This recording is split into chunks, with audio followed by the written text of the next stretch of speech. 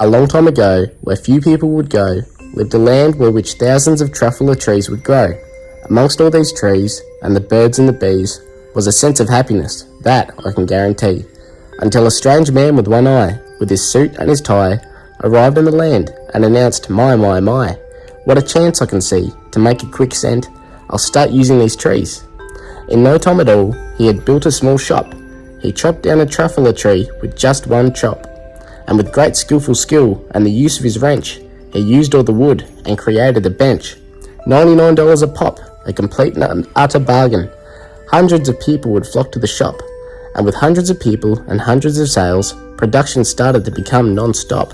As time went on, there came a gazamp. He looked and saw something pop out of the stump. It was sort of a man. Describe him? I don't know if I can. He was shortish and oldish, yellow and mossy. He spoke with a voice that was sharpish and bossy. Mister, he said with a sawdusty sneeze, my name is Neptune, and I speak for the trees. I speak for the trees have no tongues. And I'm asking you, sir, at the top of my lungs, what's that thing you've made from my truffula stump? Listen, Neptune, there's no need for alarm. It's just a few trees. I'm doing no harm. Neptune erupted. What a crying out stench. Who would want that disgusting bench? But as Neptune looked in at this empty small shop, everything had sold. This madness would not stop. The man laughed at Neptune. You poor stupid guy. You never can tell what some people will buy. I repeat and I warn, for the sake of the trees, this will fix the land's problem. One little seed, one in the ground, the earth will then shake, removing the sadness from out of its wake. I'm busy, the man said. Shut up if you please. When every tree falls, I might just plant your seed. And so Neptune left, but kept a close eye. All of the happiness had slowly said goodbye.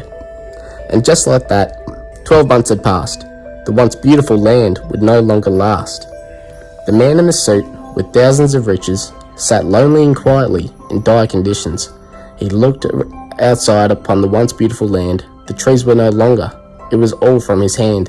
An animal emerged, the last of its kind, coughing and sneezing, its home it could not find. My family, he cried as it looked to the sky. Their home was once the truffula trees. Covered in guilt and only his thoughts, the man in the suit started to walk. Perhaps I was wrong. Should I use that seed? That creature's sadness is because of me. So he reached into his pocket, and with one final look, he buried the seed, and the earth suddenly shook. Despite all the sadness, and despite all the frowns, trees began sprouting from out of the ground. The land was restored, but his shop was no more. The man sighed deeply, and then looked around. Small Neptune stood tall, smiling quite proud.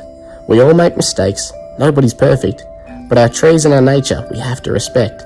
It's your obligation now to protect. And before the man spoke, Neptune disappeared, realizing that he now spoke for the trees.